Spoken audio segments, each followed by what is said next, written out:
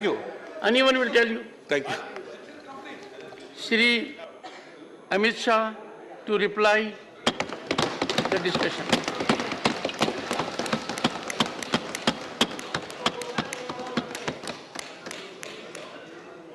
धन्यवाद सभापति महोदय। आज जो बिल लेकर मैं इस महान सदन के सामने उपस्थित हुआ हूं, वो बिल के चर्चा में डॉक्टर अभिषेक मनु सिंघवी से लेकर श्रीमान आठवले जी तक 34 सम्मानीय सदस्यों ने अपने अपने विचार रखे। इसके चर्चा के समय सभी ने अपनी अपनी समझ के हिसाब से पक्ष और विपक्ष दोनों में विचार रखे। माननीय सभापति महोदय, मैं आपके माध्यम से पूरे सदन को आश्वस्त करना चाहता हूं कि बिल का उद्देश्य केवल और केवल दिल्ली में सुचारू रूप से भ्रष्टाचार विहीन और लोकाभिमुख शासन हो। अब किसी को भ्रष्टाचार विहीन और लोकाभिमुख शासन में विरोध है तो इसका तो मेरे पास कोई जवाब नहीं है, मगर मैं इतना जरूर आश्वस्त करना चाहता हूं कि बिल के एक भी प्रावधान से मान्यवर पहले जो व्यवस्था थी जब इस देश में कांग्रेस की सरकार थी, वो व्यवस्था में किंचित मात्र भी परिवर्तन नहीं हो रहा है। मान्यवर, मैं आज जो बिल लेकर आपके सामने उपस्थित हुआ हूं, वो महामहिम राष्ट्रपति जी के 19 मई 2023 को राष्ट्रीय राजधानी क्षेत्र दिल्ली में सेवाओं के प्रशासन और प्रबंधन से जुड़े अध्यादेश जो उन्होंने प्रख्यापित किया था, वो अध्यादेश से बनी हुई व्यवस्था के स्थान पर विधि द्वारा बनी हुई व्यवस्था को प्रस्तावित करने के लिए बिल लाया हूं। ये इसका मूल उद्देश्य है।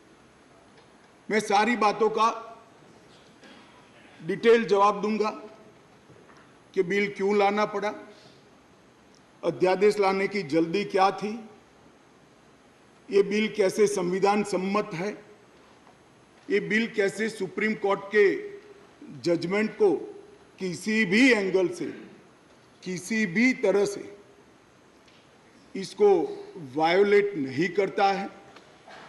ये सारी चीजों का मैं जरूर जवाब दूंगा। माननीय महोदय, चूंकि इतनी लंबी चर्चा इस सदन ने करी है, मैं दिल्ली की स्थिति को थोड़े शब्दों में जरूर सदन के सामने रखना चाहूंगा।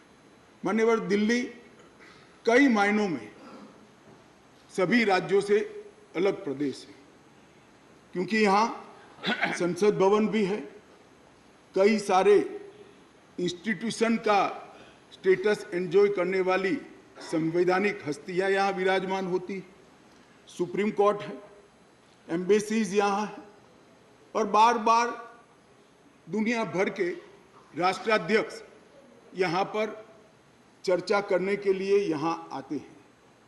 मान्यवर, इसीलिए दिल्ली को यूनियन टेरिटरी बनाया गया है। स्टेट लिस्ट के मुद्दों पर यहाँ की सरकार को सीमित मात्रा में अधिकार दिए हैं। दिल्ली असेंबली के साथ मगर सीमित अधिकारों के साथ यूनियन टेरिटरीज है। तो आगे पर जिसको भी दिल्ली में चुनाव लड़ना है, इसको दिल्ली के एक कैरेक्टर को समझना चाहिए। मान्यवर, मैं जब पंचायत का चुनाव लड़ता हूं और पार्लियामेंट के अधिकारों की मांग करता हूं, तो ये संवैधानिक रूप से पूरे नहीं हो सकते। हम जब चुनाव लड़ते हैं, दिल्ली के एमएलए का या चीफ मिनिस्टर की दावेदारी करते हैं, तब हमको मालूम होना चाहिए कि यूनियन टेरिटरीज है। और सपना तो मुझे कोई भी आ सकता है, मगर चुनाव में जो लड़ता हूं इसके हिसाब से भी हो सकता, स्वप्न पूरे हो सकते हैं। और अगर देश का प्रधानमंत्री बनना है तो संसद का चुनाव लड़ना पड़ता है, दिल्ली के एमएलए का चुनाव से नहीं लड़ना पड़ता है। माननीय अध्यक्ष अध्यक्ष महोदय, दिल्ली के शासन का इतिहास भी मैं जरा बताना चाहता हूं। स्वतंत्रता पूर्व भी दिल्ली कई सालों से किसी न किसी प्रकार से देश का सत्ता का केंद्र रहा, राजधानी रहा। नजदीक के भूतकाल में चले जाइए तो 1911 में दिल्ली तहसील और महरौली थाना, ये दोनों को अलग कर राजधानी बनाया गया। बाद में वर्ष 1919 और 1935 के अधिनियमों में उस वक्त की ब्रिटिश सरकार ने दिल्ली को चीफ कमिश्नर प्रोविंस माना। स्वतंत्रता के समय के जब संविधान बनने की प्रक्रिया हुई, उस वक्त दिल्ली के स्टेटस के बारे में पट्टाभी सीतारामैया और बाबा साहेब आम्बेडकर की एक कमेटी बनी और ड्राफ्टिंग कमेटी ने दिल्ली की स्थिति को लेकर विस्तृत विचार विमर्श किया। माननीय सभापति महोदय, पट्टाभी सीतारामैया समिति ने दिल्ली को लगभग राज्य स्तर का दर्जा देने की सिफारिश की थी। उसी कमेटी के चर्चा के वक्त पंडित नेहरू, सरदार पटेल, सी राजगोपालाचारी, डॉक्टर राजेंद्र प्रसाद और स्वयं डॉक्टर अंबेडकर जैसे नेताओं ने इसका अलग अलग तर्क देकर विरोध किया था। मान्यवर, 1949 में संविधान के अंतिम मसौदे के साथ संविधान सभा के अध्यक्ष को भेजी गई डॉक्टर अंबेडकर की रिपोर्ट का मैं पेरा पढ़ना चाहता हूं। जहां तक दिल्ली का सवाल है, हमें ऐसा लगता है कि भारत के राजधानी के रूप में शायद ही किसी स्थानीय प्रशासन के अधीन दिल्ली को रखा जा सकता है। संयुक्त राज्य अमेरिका में संसद राजधानी के संबंध में पूर्ण विधायी शक्ति का अधिकार रखती है। ऑस्ट्रेलिया में भी ऐसा है। आगे अंबेडकर की रिपोर्ट कहती है, किसी विशेष क्षेत्र के मामले में क्या किया जाना है, ये राष्ट्रपति अपने आदेश द्वारा निर्धारित करेंगे। निसंदेह वह अन्य मामलों की तरह इसमें भी जिम्मेदार मंत्रियों की सलाह पर काम करेंगे। यदि वह चाहे तो दिल्ली में एक उपराज्यपाल रख सकते हैं। वह आदेश द्वारा एक स्थानीय विधायिका भी बन सकता है और इसके संगठन एवं शक्तियों का प्रावधान संसद कर सकती है। मान्यवर, श्रीमान मनोज जी ने कहा कि मैं कोटेशन को पढ़ाता हूं। मनोज जी, अगर इसी प्रकार के कोटेशन का इंटरप्रिटेशन आप जेएनयू में पढ़ाते होगे तो विद्यार्थियों की बुरी गत होगी। कोटेशन का रेफरेंस मान्यवर कई मायनों में बदलता है, मगर भौगोलिक स्थिति और राजधानी का अस्तित्व ये तो आज भी वही है। ये जो रिपोर्ट है वो इसलिए दिल्ली को पूर्ण राज्य बनाने के साथ सहमत नहीं थी कि दिल्ली राजधानी क्षेत्र है। मनोज जी जरा समझा दे सदन को कि आज क्या दिल्ली राजधानी नहीं है? आज दिल्ली की राजधानी का महत्व समाप्त हो चुका है।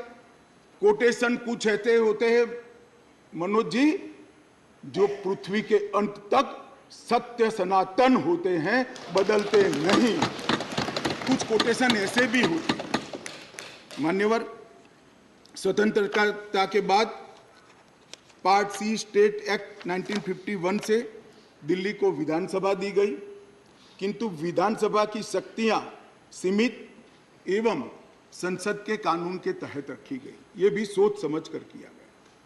वर्ष 1956 में राज्य पुनर्गठन आयोग की सिफारिशों के आधार पर दिल्ली में विधानसभा को भंग कर दिया गया और दिल्ली को संघ शासित प्रदेश बना दिया गया। लगभग 3 दशक तक मान्यवर व्यवस्था चलती रही। 87 में सरकार या कमेटी बनी, जो बाद में बालकृष्णन कमेटी में परिवर्तित हुई और उसमें 1991 में 69वां संवैधानिक संशोधन किया, जिसमें संविधान में धारा 239 ए डाली गई और दिल्ली को विशेष दर्जा दिया गया।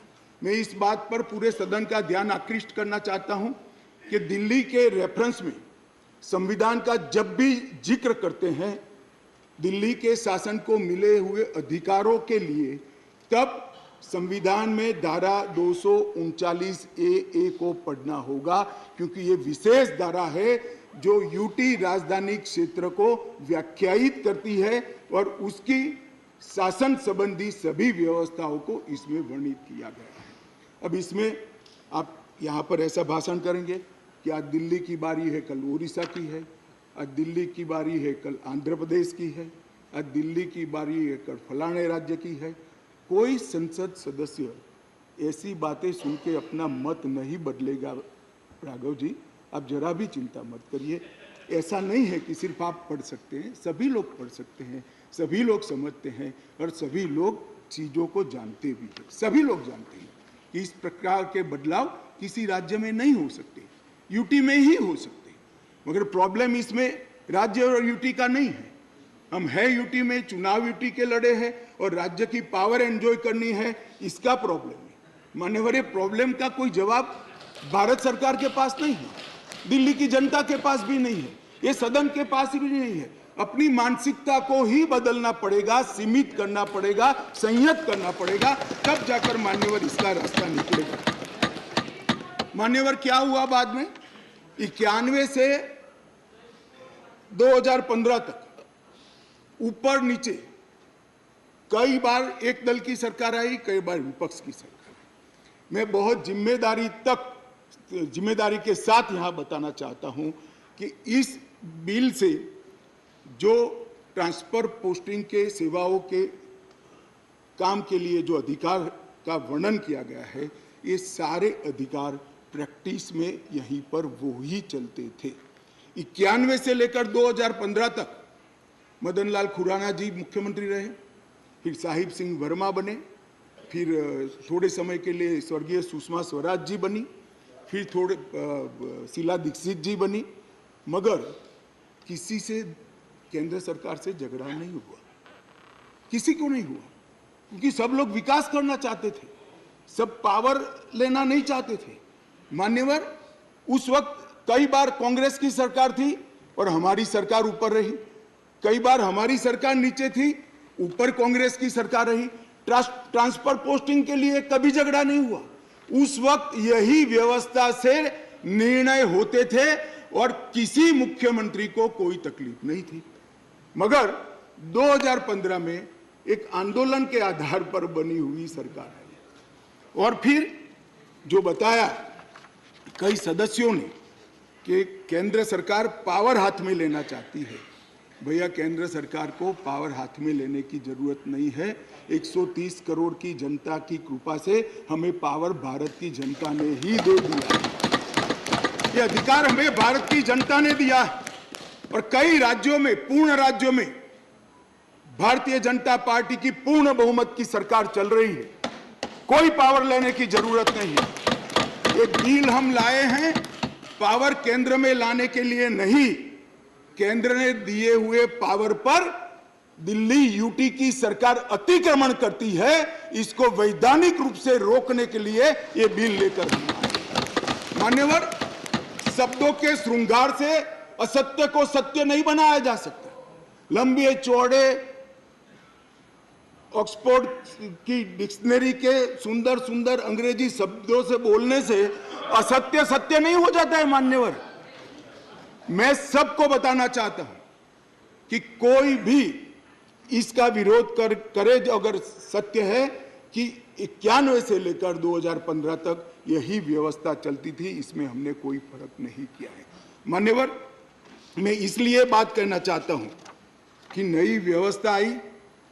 कई सदस्यों ने कहा, मैं तो तब बोलना नहीं चाहता मगर कहा है इसलिए सिर्फ रिपीट करता हूं कि अराजकता फैलाने का काम दिल्ली में शुरू हो गया है। मान्यवर, शासन व्यवस्था के एक फ्रेमवर्क में चलना पड़ता है।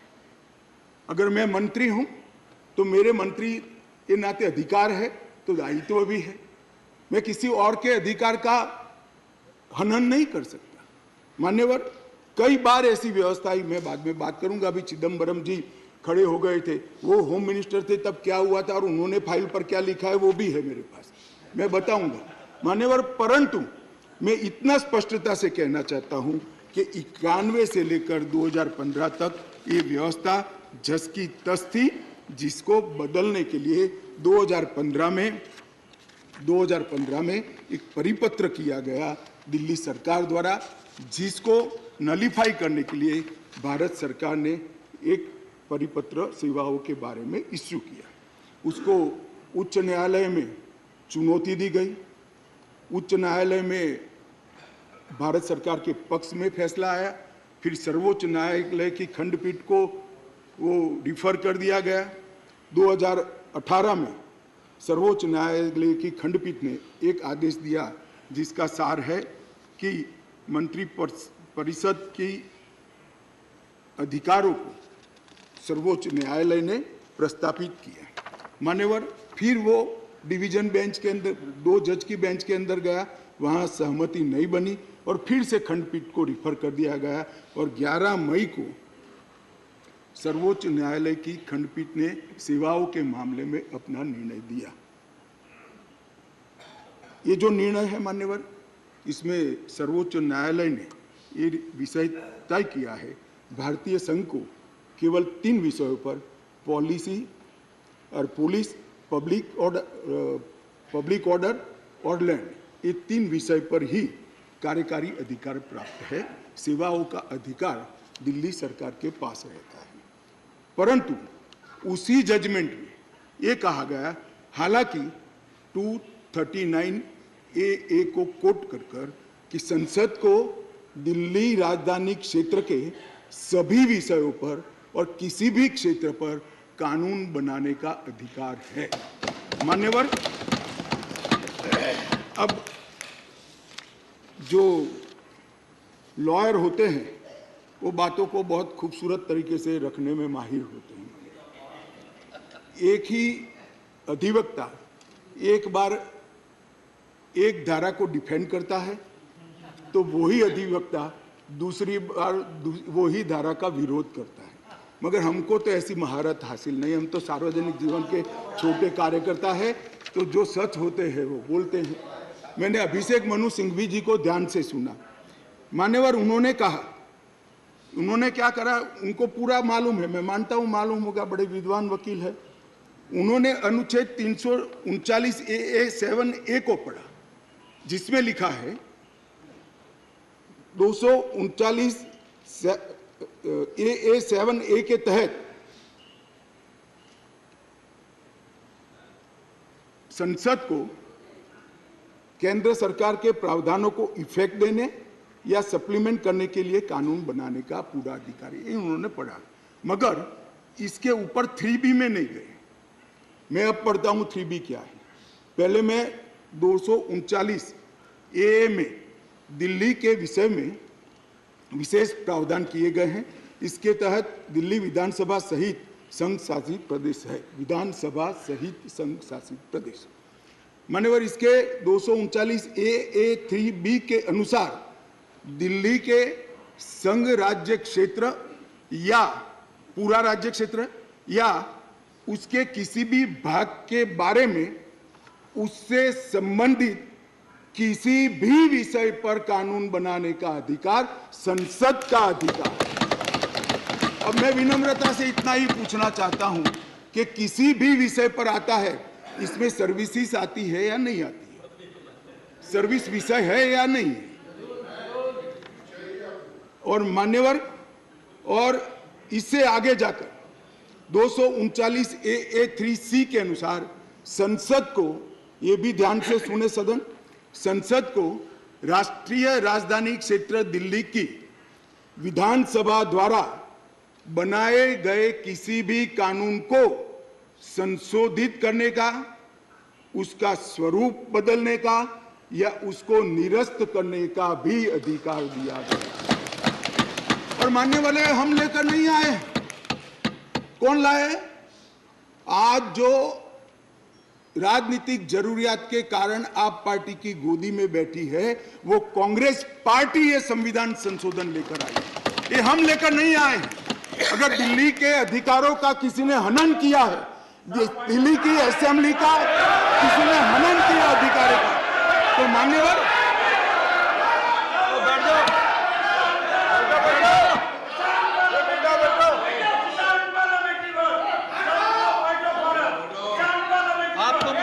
लगी होगी, बैठ जाओ बैठ जाओ। आपको तकलीफ हुई है, अरे गोदी में बैठने में तकलीफ हुई है। माननीय अध्यक्ष जी, इनको करने में तकलीफ नहीं और सुनने में क्यों तकलीफ होती है? करते हैं तो सुनना पड़ेगा। गोदी में बैठ गए। मैं फिर से रिपीट करना चाहता हूं, केवल और केवल राजनीतिक स्वार्थ के कारण आप पार्टी का एपीचमेंट करने के लिए ये अपने ही लाए हुए कानून का ये विरोध कर रहे हैं।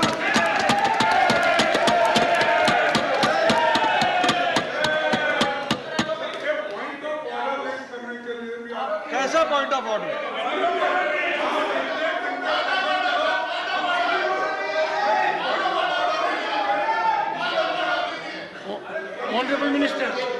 Honorable Minister. माननीय अध्यक्ष जी, Honorable Minister.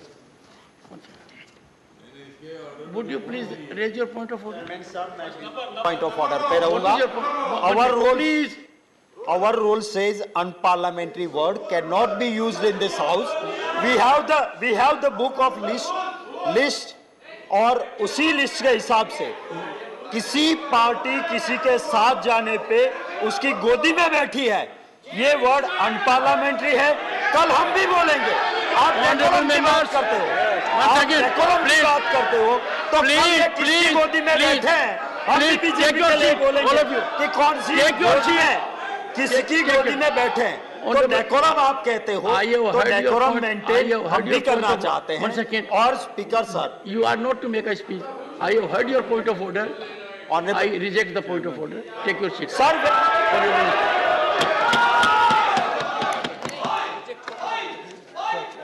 Honorable Minister. माननीय अध्यक्ष जी, यहां पर बहुत सारे सदस्यों ने बड़ी बड़ी दुहाइयां दी, संविधान की दुहाइयां दी, डेमोक्रेसी की दुहाइयां दी और अदालत के फैसले की सम्मान करने की दुहाइयां दी। माननीय अध्यक्ष जी, मैं इनको बहुत विनम्रता पूर्वक कहना चाहता हूं। मैं सबसे पहले अदालत के फैसले की बात करता हूं।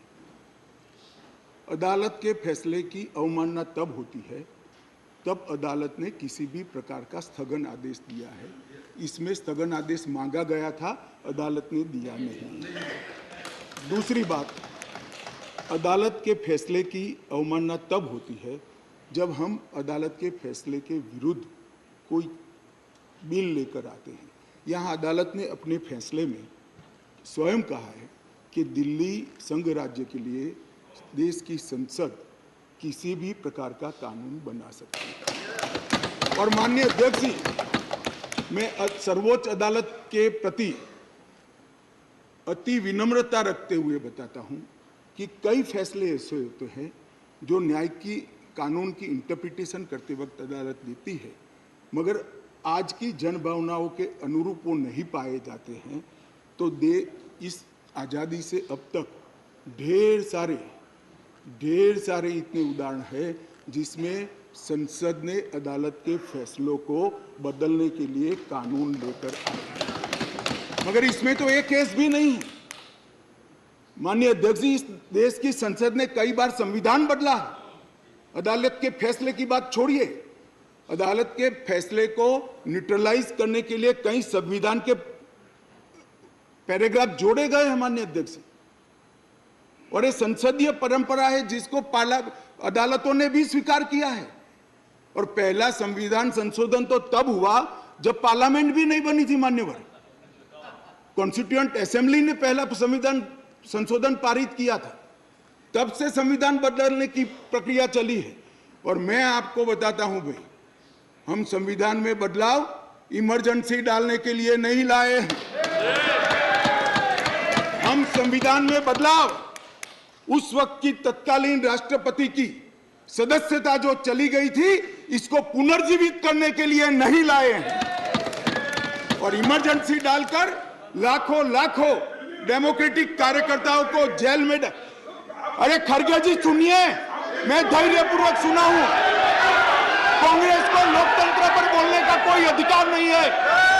आप क्या बात करते हो लोकतंत्र की?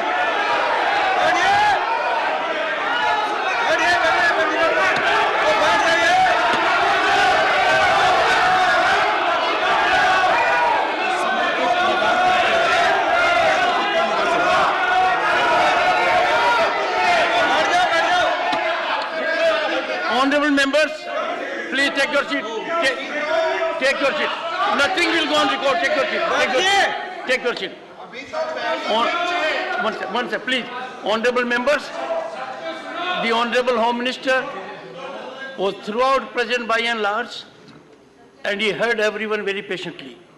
And everyone in the House, now he has a right and duty as Home Minister to address the House. He is... Something wrong? Honorable Home Minister, nothing will go regard. Please. मान्यवर, मैं थोड़ी जल्दबाजी में प्रधानमंत्री की जगह राष्ट्रपति बोल गया, इसलिए मैं थोड़ा फिर से रिपीट करना चाहता हूं। इस देश के पूर्व प्रधानमंत्री की सदस्यता बचाने के लिए हम ये बिल नहीं लेकर आए। ये बिल संविधान की भावनाओं को संभालने के लिए हम लेकर आए। और मान्यवर, इमरजेंसी डाली गई, हम तो बहुत छोटे थे उस वक्त। ये बिल पर ही है, ये बिल पर ही है। भैया डिस्कस,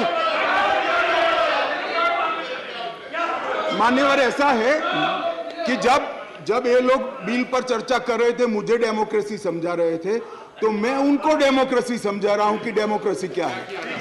इमरजेंसी के अंदर मान्यवर 3 लाख से ज्यादा राजनीतिक दलों के बड़े बड़े नेताओं को जेल में डाल दिए गए, जेल में डाल दिए। माननीय अध्यक्ष जी, सारे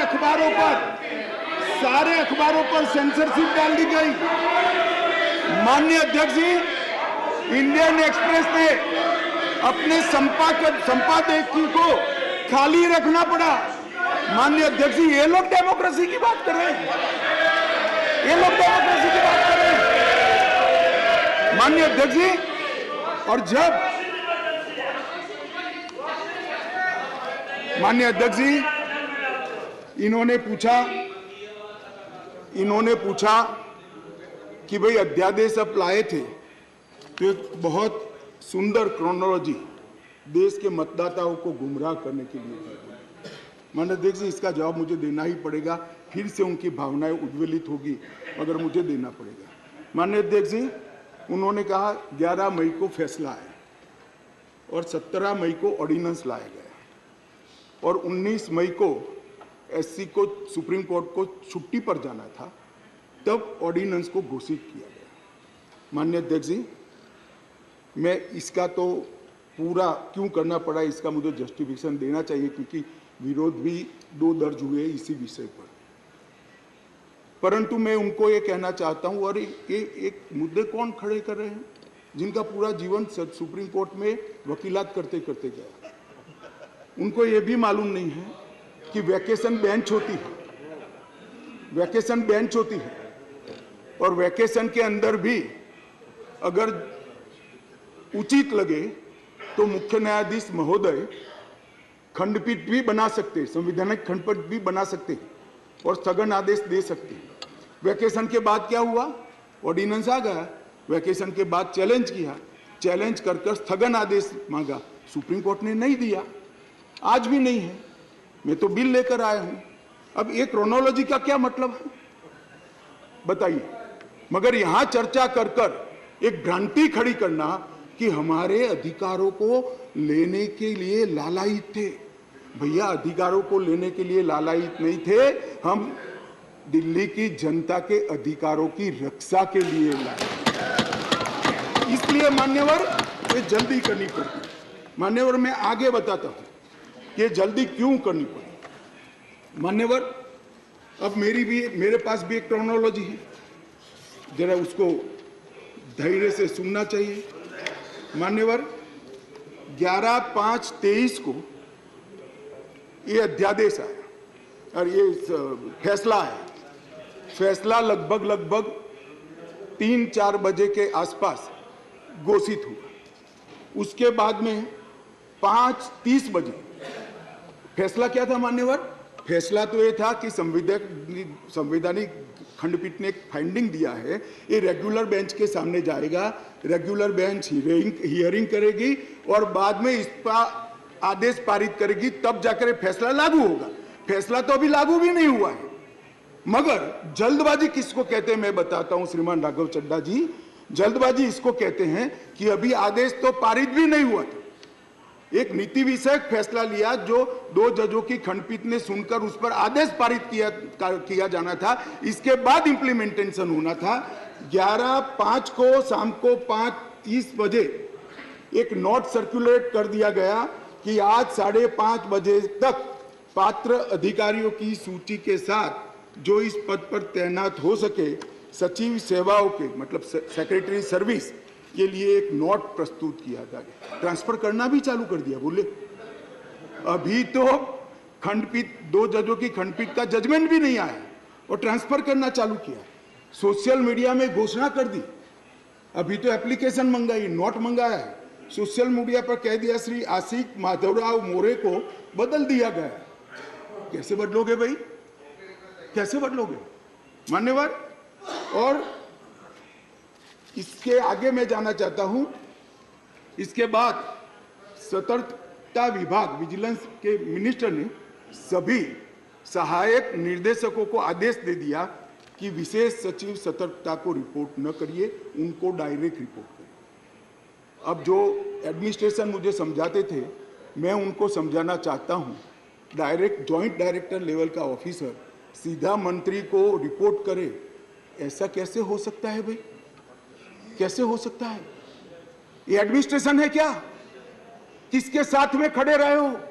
जवाब देना पड़ा दिल्ली की जनता को भाई।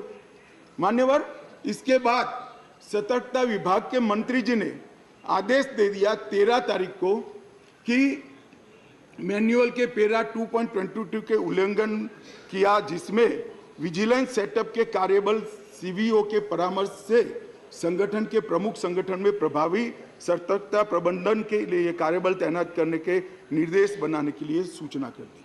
अब मुझे ये समझ नहीं आता है, अभी तो संवैधानिक खंडपीठ ने खंडपीठ को आदेश भेजा है, इंटरप्रिटेशन भेजा है, इस पर खंडपीठ ने 2 जजों की खंडपीठ ने सुनवाई करनी है और फिर जजमेंट देना है। यहाँ पूरा इम्प्लीमेंटेशन कर दिया। मगर विश्व में कोई भी विज्ञान का नियम है, कोई भी चीज अकारण नहीं होती। ये विजिलेंस विभाग को ही क्यों टारगेट बनाया गया? ट्रांसपोर्ट को नहीं बनाया गया, सफाई को नहीं बनाया गया, जल बोर्ड को नहीं बनाया गया, जल विभाग को नहीं बनाया गया, मान्यवर रोड एंड बिल्डिंग को नहीं बनाया गया, सोशल वेलफेयर को नहीं बनाया। ये सारे शासन के साथ जुड़े हुए भी नहीं है क्या? ये किसी में जल्दी नहीं हुई, सिर्फ विजिलेंस में हुई। अब मैं इस कारण बताना चाहता हूं कि सदन में विजिलेंस में क्यों जल्दी हुई। मान्यवर, इसके अंदर आबकारी घोटाले की, शराब घोटाले की फाइल विजिलेंस में पड़ी थी। इसलिए मान्यवर आधी रात को विजिलेंस डिपार्टमेंट खोलकर फाइलों की हेराफेरी करने की फरियाद दिल्ली पुलिस को मिली है। मान्यवर केशव राव जी कहते थे हम तो ना इनके साथ है ना उनके साथ है, ना आपसे जुड़ाव है ना उनसे जुड़ा है। बीआरएस वालों का भी इस शराब घोटाले के साथ आप पार्टी के साथ जुड़ाव है, इसीलिए आप वहां बैठे हो। मान्यवर, एक फाइल थी आबकारी घोटाले वाली, दूसरी फाइल थी एक यहाँ पर शीश महल बना है मान्यवर, बहुत बड़ा शीश महल। हमने When we speak, you stop us. Sheesh Mahal is allowed to नहीं, एक मिनट मान्यवर, शीश महल में असंसदीय क्या है? अभी मैं आगे तो बोला ही नहीं। What is your objection?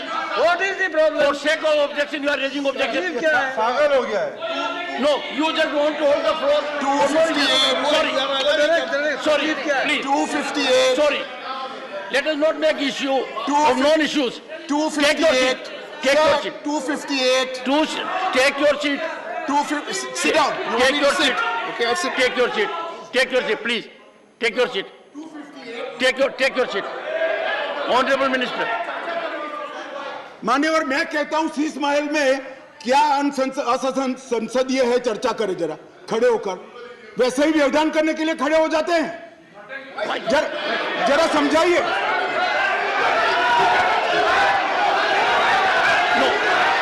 मान्यवर, मेरा निवेदन है, मान्यवर मेरा निवेदन है, असंसदीय क्या है इसमें इसकी चर्चा की जाए। मेरा निवेदन है। Take your seat, please. Take your seat. Take your seat. Take your seat. Sheesh Mahal पे चर्चा हो जाए. Take your seat. Take your seat. Take your. Mr. Derek O'Brien. Mr. Derek O'Brien. You deliberately got up only to create disturbance, only to create disruption. This will not be accepted. Please. Sir, leader would like to speak, sir. Take. Leader of the house. Please. Sir, leader of the house. No, please. Sir, leader of the house. Honorable Minister. Sir, ये One आपने second. पिछली बार भी इस विषय के ऊपर बड़ी गंभीरता बताई थी कि जो थिएट्रिक्स करने का सिलसिला इस सदन में जो माननीय सदस्य करते हैं, अगर इनको हिम्मत है, अगर इनका इरादा शीश महल के ऊपर चर्चा करने का है, तो हम अभी के अभी शीश महल के ऊपर चर्चा करने के लिए तैयार है। हो जाए शीश महल के ऊपर पूरी चर्चा। जो ये शीश महल को ऑब्जेक्ट कर रहे हैं, Take your seat. Take your seat. Take your seat. Take your seat. Please. Take your seat. Oh, one second. Sorry, sir. 1 second. Sorry. Please. Honorable members, I was hearing the Honorable Home Minister with total focus. And there was nothing in the discourse of the Honorable Home Minister which could have invited the kind of disruption in which Mr. Derek O'Brien. I urge the House, I urge the Honorable members, we have been decorous during the whole day. Don't act on a plan. Let us believe in decorum. Honorable Home Minister. Honorable Home Minister. No. Honorable Home Minister. माननीय अध्यक्ष जी, यही Honorable जिसको Home Minister. निशाना बनाया गया, वही vigilance की office में मुख्यमंत्री के नए बंगले पर खर्च हुए अवैध खर्चे के लिए और आवंटित की गई राशि से 6 गुना ज्यादा खर्चे के लिए जांच की फाइल भी उसी के अंदर थी। माननीय अध्यक्ष जी, माननीय सुप्रीम कोर्ट ने एक ऑर्डर दिया था कि अपनी पार्टी के, सरकार के नहीं, अपनी पार्टी के प्रचार के लिए दिल्ली सरकार का जो खर्च हुआ है, वो खर्च दिल्ली सरकार से नहीं, आप पार्टी से वसूल कर दिल्ली सरकार के खजाने में डाला जाए 90 करोड़ रुपए। इसकी जांच भी यही विजिलेंस डिपार्टमेंट ने की। मान्यवर, इन्होंने दिल्ली सरकार के पास लॉ एंड ऑर्डर नहीं है, इसका मतलब पुलिस नहीं है, इसलिए वहां इंटेलिजेंस डिपार्टमेंट नहीं हो सकता है, मगर उन्होंने एक फीडबैक यूनिट बनाया और फीडबैक यूनिट से राजनीतिक जानकारियां इकट्ठा करना शुरू करी। मान्यवर, इसके खिलाफ भी एक जांच चली और एक जांच की फाइल भी विजिलेंस डिपार्टमेंट ने दी। मान्यवर, BSES और BYPL ये 2 वीज वितरण कंपनियां हैं जिनका 21,000 करोड़ रुपया दिल्ली सरकार को बकाया है, देना है, फिर भी 2,000 करोड़ का उनको पेमेंट कर दिया गया। इसकी भी जांच चल रही है। वो जांच की फाइल भी इसी विजिलेंस डिपार्टमेंट में थी मान्यवर। और ये आधी रात को जो कागज इधर उधर खोलने का प्रयास किया गया वो ही इमरजेंसी थी। चिदम्बरम साहब को शायद मालूम नहीं था, इसलिए पूछते थे कि क्या इमरजेंसी थी, तो भाई ये इमरजेंसी थी, इमरजेंसी ये थी। और मान्यवर अगर ये न करते तो सारे घोटालों की फाइलों को गुम करने का एक नया घोटाला रजिस्टर करना पड़ा, और इसलिए इमीडिएटली ऑर्डिनेंस लाना पड़ा जो संविधान सम्मत है। संविधान में ऑर्डिनेंस की व्याख्या और अधिकार ऐसे स्थितियों के लिए ही दिए गए हैं, और सबको मालूम है जब ऑर्डिनेंस लेकर आते हो तो 6 माह के अंदर या सबसे पहले सदन के अंदर, जो सदन जब मिलेगा तब सदन के सामने रखना पड़ता है। तो आज मैं लेकर आया हूं। अब इसमें गैर संवैधानिक क्या है भाई बताओ तो? इतनी सारी 5 घंटे से चिल्लाट चिल्लाट करते हैं, इसमें गैर संवैधानिक क्या है? क्या प्रीपेड? तो क्या कर रहे हैं? और क्या कर रहे हैं? नहीं तो कर रहे हैं। नहीं एक सेकंड मान्यवर खड़गे साहब की बात सही है। चिल्लाना शब्द निकाल दीजिए। बार बार रिपीटेशन के साथ इसको आप दोहरा रहे हो, इसलिए मैं बता रहा हूं बस। खड़गे साहब की बात सही है सर। मान्यवर अब ये विधानसभा के अधिकारों की बात करते हैं। हम सब ये सम्मानीय सदन के सदस्य हैं। सदन जब राष्ट्रपति महोदय आहूत करती है, बाद में इसका सत्रावसान होता है। ये संविधान की एक बनाई हुई सदन को चलाने की कार्यरीति है। इस पूरे देश में एक ही असेंबली है जिसका सत्रावसान ही नहीं हुआ ना, सत्रावसान होता ही नहीं। स्पीकर साहब सदन को मुलतवी करते और फिर जब बुलाना है, राजनीतिक भाषण करना है, तब सदन को बुलाकर 3 घंटे चलाकर फिर से बंद कर देते। दिल्ली असेंबली ऐसी है जिसका आज तक सत्रावसान ही नहीं हुआ है मान्यवर। आप मुझे बताइए ऐसे चल सकता है? माननीय अध्यक्ष जी, विधानसभा के rules of procedure and conduct of business 1997 के नियम 70 में विधानसभा अध्यक्ष को सदन को स्थगित करने का अधिकार दिया है। ये अधिकार इस तरह से देश के किसी भी असेंबली के स्पीकर ने नहीं उपयोग किया है। मैं इस पर कोई टिप्पणी करना नहीं चाहता। अगर उचित है तो कांग्रेस पार्टी ने जरूर इसका समर्थन करना चाहिए कि भाई विधानसभा को या संसदों को स्थगन कर ही चलाना, कभी सत्रावसान नहीं करना, वो सेशन में ही रहेंगे। अब सेशन में ही रहेंगे तो कानून कैसे बनाओगे? अब कैबिनेट बुला ही नहीं सकते। इसलिए क्या स्थिति है समझिए साहब। 2020 में सत्र की संख्या कितनी हुई दिल्ली के? 1 बजट सत्र। 2021 में कितनी? 1 बजट सत्र। 2022 में कितनी बार सदन बुलाया गया? 1 बार बजट सत्र। 2023 में कितनी बार सदन बुलाया गया? 1 बार बजट सत्र। उसके अलावा असेंबली की जरूरत ही नहीं है। इसके अलावा मान्यवर असेंबली की जरूरत ही नहीं है। ये किस तरह से असेंबली चला रहे हैं मान्यवर? कैबिनेट के अधिकारी की दुहाई दे रहे हैं। 2022 में 6 कैबिनेट बैठक सिर्फ हुई है, 1 साल में सिर्फ 6। इसमें से 3 बजट रिलेटेड है और 3 एक बिजली कंपनी को सहायता करने के लिए बुलाई गई, बाकी एक भी कैबिनेट नहीं बुलाई। मान्यवर 2023 में सिर्फ 2 ही कैबिनेट बुलाई गई और दोनों बजट के कामकाज के लिए बुलाई। अब आप क्या भैया कैबिनेट का दुहाई देते हो, क्या अधिकार का दुहाई देते हो? ना कैबिनेट मिलती है, ना सदन मिलता है, और हमें डेमोक्रेसी पढ़ाते हो भाई। ऐसा कभी नहीं होता भाई। ये जो कहते हैं ना कि क्या विशेष हुआ था, इसलिए मैं समझाता हूं मान्यवर क्या विशेष। मान्यवर IRTS, AIIMS, Delhi metro, IIT Delhi, UR जैसे ढेर सारे योजनाओं का क्लियरेंस न मिलने के कारण ये इंस्टीट्यूशन और ये डेवलपमेंटल काम दिल्ली की जनता को नहीं मिल पा रहे हैं। वो राजनीतिक रूप से रोक कर बैठे हैं। 5G टेक्नोलॉजी लाने का रास्ता मोदी जी सुगम करना चाहते थे।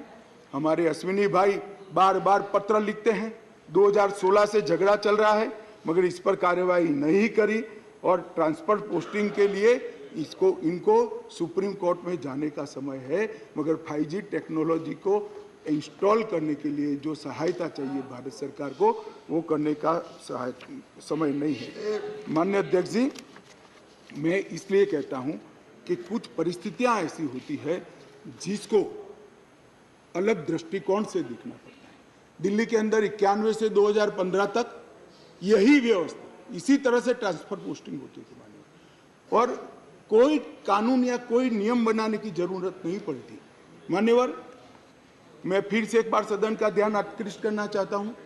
कुछ सदन के सदस्यों ने कहा कि ये बिल संविधान सम्मत नहीं है और संविधान के अधिकारों को ये बिल कानून के द्वारा संविधान सुधारने का प्रयास है। मान्यवर, मैं इनका ध्यान दिलाना चाहता हूं कि अध्यादेश और बिल के अंदर थोड़ा फर्क।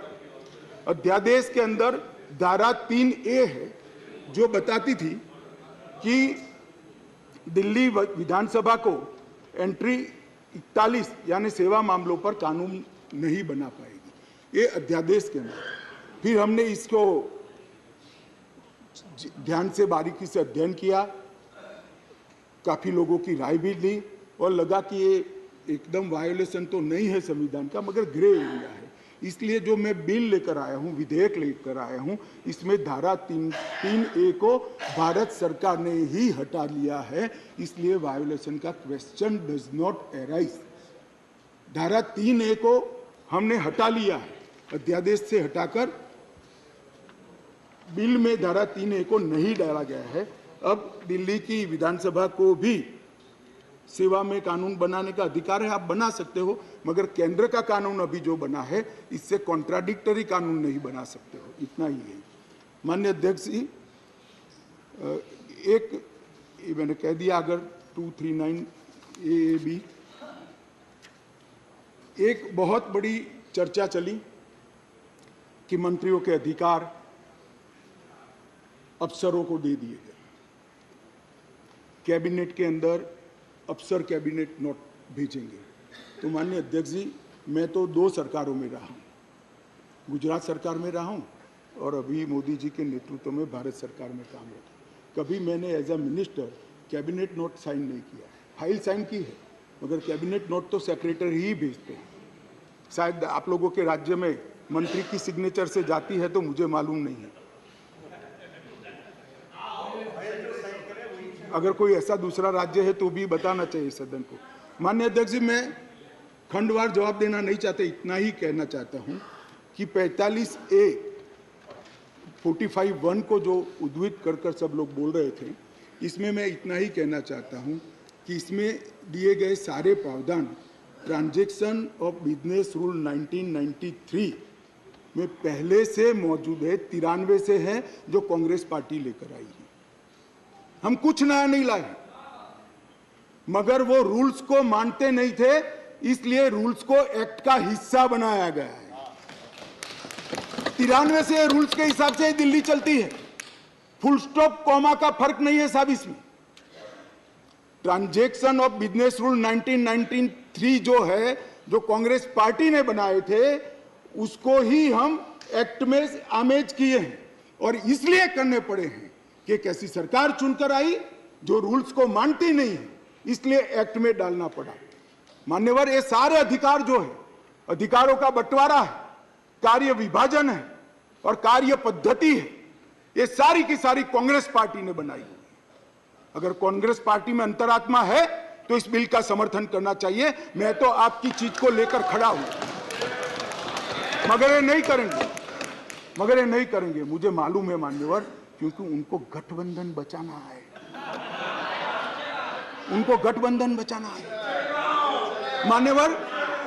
मान्यवर, मैं आपको बताना चाहता हूं, ये आप पार्टी का जन्म ही कांग्रेस का विरोध कर हुआ। लगभग 3 टन जितनी गाली कांग्रेस की सरकार को बोले और बोलकर सरकार में आए, और आज अनधिकृत अधिकार प्राप्त करने के लिए कांग्रेस का समर्थन ले रहे हैं। और कांग्रेस वालों को भी ठीक है, चलो हमारा गठबंधन बढ़े। भाई मैं बताना चाहता हूं खड़गे साहब, जैसे ही आज शाम को ये बिल खत्म हुआ, पारित हुआ, केजरीवाल जी पलट जाएंगे, ठेंगा दिखाएंगे और कुछ नहीं होने वाला। तो उनका लक्ष्य हम नहीं है, उनका लक्ष्य हम नहीं है, कांग्रेस पार्टी है। जरा इनका चुनावी इतिहास देखिए, उनका लक्ष्य आप हो, वो आपको नहीं छोड़ेंगे। खैर वो आपको देखना है। और माननीय अध्यक्ष जी, ये सारे लोग सिद्धांतों की मुझे दुहाई दे रहे थे। मैं पूछना चाहता हूं, तृणमूल कांग्रेस और कम्युनिस्ट पार्टी आज एक मंच पर है, किस सिद्धांत के तहत है? जरा बताइए तो मुझे, किस सिद्धांत के तहत है? पूरा जीवन एक तृणमूल कांग्रेस पार्टी का जन्म ही कम्युनिस्टों का विरोध करते हुए हुआ है।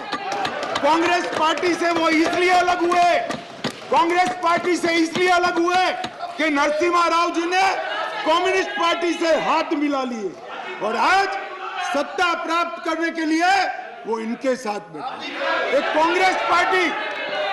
कांग्रेस पार्टी और कम्युनिस्ट पार्टी केरल में तो यूडीएफ एलडीएफ कर एक दूसरे की जान लेने पर आमादा है, और वहां इलू इलू कर रहे हैं। माननीय अध्यक्ष जी, ये जनता दल, ये जेडीएस, माननीय अध्यक्ष जी, जेडीएस, ये नीतीश कुमार जी है। जेडीयू ये नीतीश कुमार जी है, जिनकी राजनीति चारा घोटाले का विरोध कर हुई। इनके राष्ट्रीय अध्यक्ष लल्लन सिंह जी कहते थे, मैं पान का बनवारी बन जाऊंगा मगर कांग्रेस पार्टी के साथ नहीं जाऊंगा, लालू के साथ नहीं जाऊंगा। मान्यवर, ये साथ में आ गए। साथ में क्यों आए?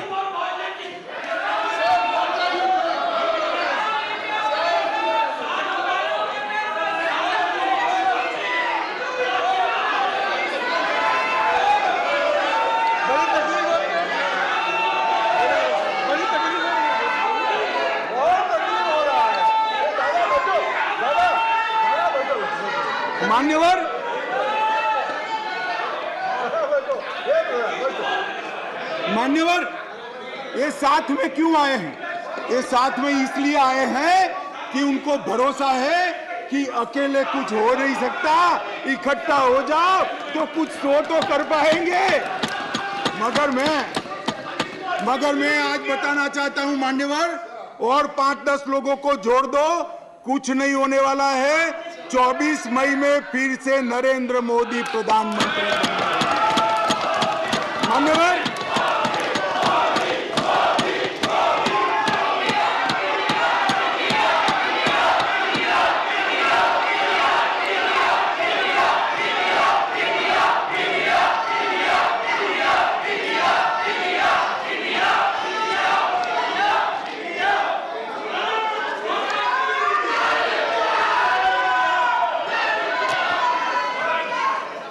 मान्यवर, श्री संजय राउत ने कहा, मान्यवर श्री संजय राउत ने कहा,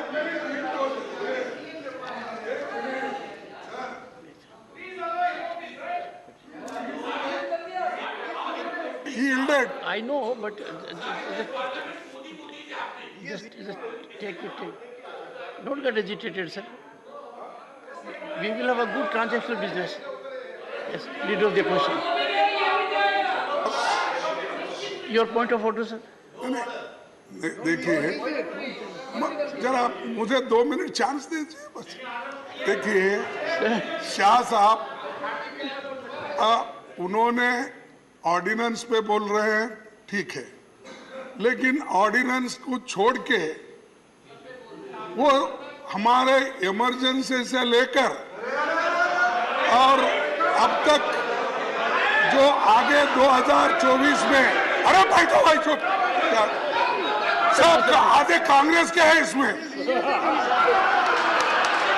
आधे कांग्रेस में है।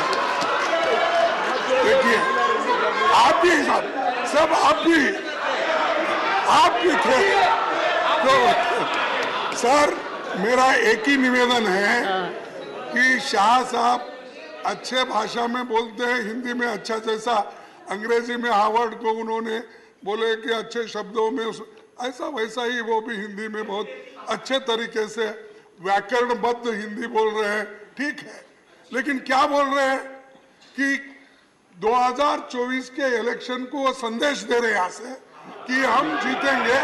माननीय खड़गे जी एक और अपोजिशन का पूरा अपोजिशन के टीका टिप्पणी कर रहे हैं। आप अपने विषय पे बोलिए। माननीय खड़गे जी, आप डिबेट में करीब पूरे समय रहे हैं। हाँ? डिबेट में आप करीब पूरे समय रहे हैं, पर कुछ समय आप नहीं थे। मैं आपको कह सकता हूं कि आप रिकॉर्ड को देखिए, सभी सदस्यगण ने अपने भाषणों के अंदर जो आयाम अपनाया है उसका रिस्पॉन्स है। ये नहीं, ये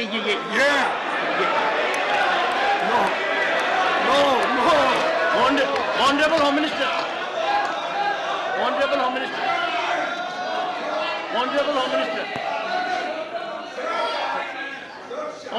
मिनिस्टर, खड़गे साहब मैं ध्यान रखता हूं,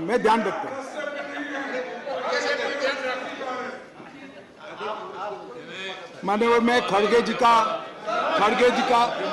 बैठ जाओ मान्यवर, मैं खड़गे जी का धन्यवाद करता हूं। इन्होंने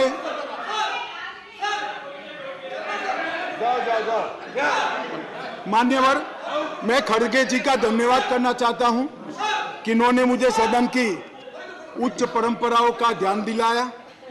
मैंने सदन की परंपराओं का ध्यान रखते हुए सटल वे में मेरी बात कही थी, परंतु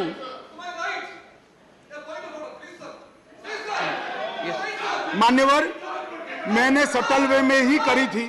मैसेज आधा अधूरा गया था, खड़गे जी ने पूरा मैसेज डाल दिया, इसलिए मैं उनका धन्यवाद करना चाहता हूं। मान्यवर संजय राउत जी ने कहा कि मोदी जी विदेश जाते हैं तो उनका सम्मान होता है, कोई उनका ऑटोग्राफ मांगता है, कोई उनको झुककर नमन करता है, कोई उनसे अपॉइंटमेंट मांगता है, कोई मोदी जब बॉस कहता है, वो सम्मान मोदी जी का नहीं है, देश का सम्मान।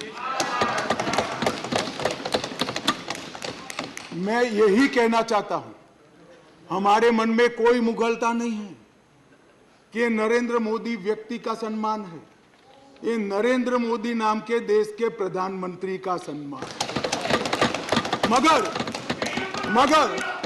मगर इतने सारे देश के राष्ट्रपति, प्रधानमंत्री, राष्ट्राध्यक्ष भारत के प्रधानमंत्री को सम्मान देते हैं, इससे देखकर आप भी जरा देना चालू करो तो थोड़ा अच्छा दिखेगा। मान्यवर कम्युनिस्ट पार्टी के 2 सदस्यों ने मेरी पार्टी का उल्लेख देकर कहा कि मेरी पार्टी का आजादी के आंदोलन में कोई इतिहास नहीं है, हिस्सा नहीं।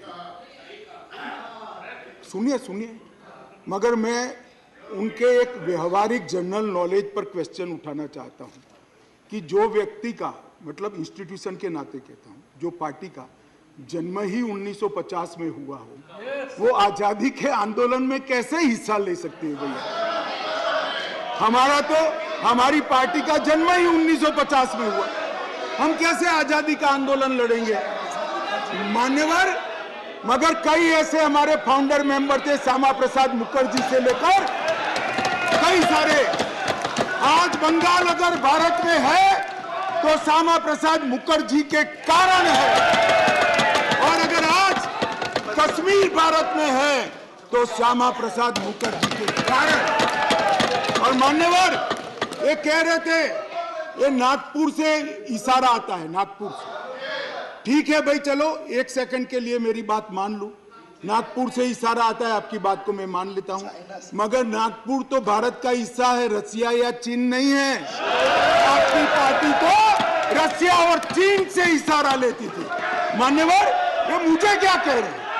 कम्युनिस्ट पार्टी बात कर रही है देशभक्ति की, कम्युनिस्ट पार्टी देशभक्ति की बात कर रही है।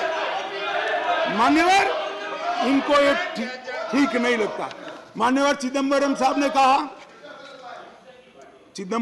ने कहा कि दिल्ली के लिए भी बीजेपी का अधिकार नहीं, दिल्ली में बीजेपी की दोनों बार सरकार नहीं हुई। तो भाई अगर यही सिद्धांत है तो आपको तो बोलने का ही अधिकार नहीं है। आपके तो ना संसद सदस्य है ना धारासभा में कोई सदस्य है।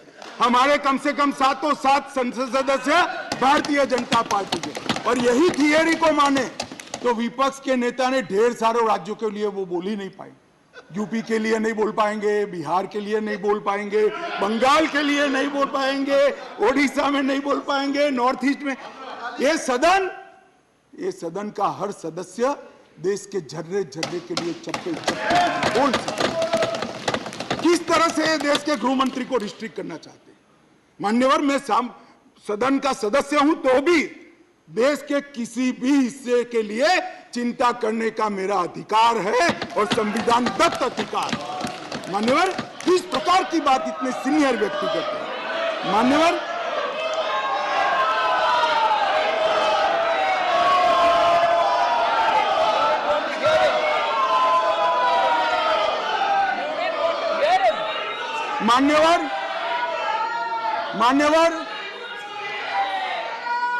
मान्यवर, मणिपुर के लिए भी मैंने सदन से पहले ही आपको पत्र लिखा है कि मणिपुर के लिए चर्चा के लिए मैं तैयार हूं। आज भी कहता हूं, अभी 11 तारीख बाकी है, हमें कुछ छिपाना नहीं है। छुपाना आपको है जो चर्चा होने नहीं देते हो, आपको छुपाना है। और मैं कहता हूं मान्यवर, 11 तारीख को चर्चा खड़गे जी कह दे, मैं कहता हूं इसी तरह से सुन नहीं पाएंगे मान्यवर, नहीं सुन पाएंगे, और इसीलिए मणिपुर पर चर्चा करने के लिए तैयार। मान्यवर,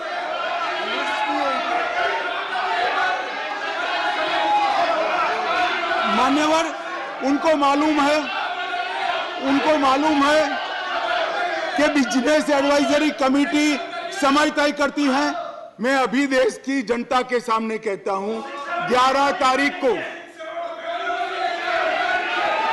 एक सेकंड, सुन लिया, बैठिए। मान्यवर, मैं सदन के सामने स्पष्टता करना चाहता हूं।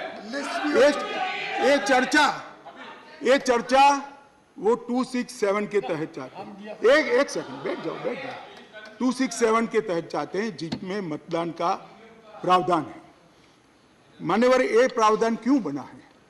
जब कोई सरकार बजट के तुरंत बाद अल्पमत में आ जाए और कोई बिल ही न लाए, तो राज्यसभा में अविश्वास की दरखास्त का कोई प्रोविजन नहीं है, तो राज्यसभा में वोटिंग के साथ चर्चा हो, इसलिए रूल्स लाया गया है। यहाँ तो हम हर रोज बिल लेकर आते हैं, भाई गिरा दो बिल, बहुमत है, ये बिल गिरा दो, लो ये बिल ही गिरा दो, ये बिल गिरा दो। मान्यवर, मुझे बताइए, देश की जनता देख रही है, क्या हासिल है वोटिंग से? क्या हासिल है? सवाल आप मणिपुर की स्थिति, मणिपुर की चिंता और सरकार ने उठाए गए कदम पर चर्चा करने चाहते हैं, या वोटिंग से शो ऑफ स्ट्रेंथ करना चाहते हैं? और वोटिंग से शो ऑफ स्ट्रेंथ करनी है तो भी हम डरते नहीं है, इसी बिल में कर लीजिए, अभी दूध का दूध और पानी का पानी। मान्यवर, 11 तारीख को चर्चा के लिए खड़गे साहब हाँ बोल दे, मैं सदन में चर्चा के लिए तैयार हूं। मान्यवर,